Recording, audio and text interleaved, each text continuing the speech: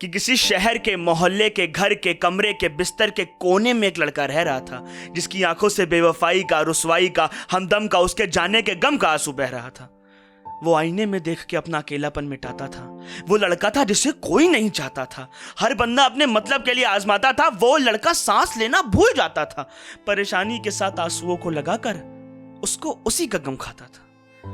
शराब उसे बेकार कर रही थी, उसकी हद भी हदें पार कर रही थी। वो सपने में बड़बड़ाता था, कोई उसका इंतजार कर रही थी। सारी यादें जो संभाल रखी थी, आंखें आज सब निसार कर रही थी। वो हाथ जोड़ के मांग रहा था, मौत आने से इनकार कर रही थी। वही दुनिया थी, वही नगर था उसका, 2 कमरे मिला के घर था उसका। तन्हाई पलती थी उस घर में, लाशें चलती थी उस घर में, मौत सांसें ले रही थी, जिंदगी मरती थी उस घर में। खूबसूरत भी थी पर वीरानी खलती थी उस घर में। दुनिया भर की जितनी थी सारी गलती थी उस घर में। वो कुछ भी सोच रहा था, अपने बाल नोच रहा था। खून से लथपथ वो कपड़ा था जिससे अपने आंसू पोंछ रहा था।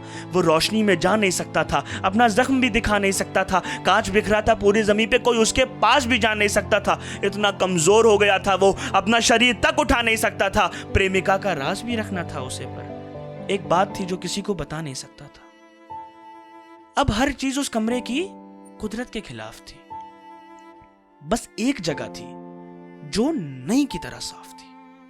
अब हर चीज उस कमरे की कुदरत के खिलाफ थी। बस एक जगह थी जो नई की तरह साफ थी। वो एक वहम था जो उसने पाल रखा था। उसमें एक लड़की का रुमाल रखा था। उसने किसी का बहुत ख्याल रखा था। अब हम सबके सामने एक सवाल रखा था। उसकी मोहब्बत को गए 3 साल हो गए थे। एक बक्सा था जिसमें मलाल रखा था। गहरा अफसाना था, आशिक दीवाना था, अस्थियों का लोटा संभाल रखा था। वो उस बक्से के सहारे रहता था, उससे अपनी सारी बातें कहता था। जीते जी बेजान हो गया था वो, ना जाने ये गम कैसे सहता था। ये दशा देखी नहीं जाती थी, मेरी आंखें भी पछताती थी। उसका डॉक्टर उसको देख देख सबसे बस यही कहता था कि ऐ मौला मार देना।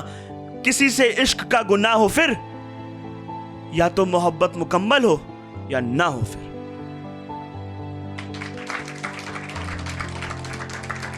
Thank you so much.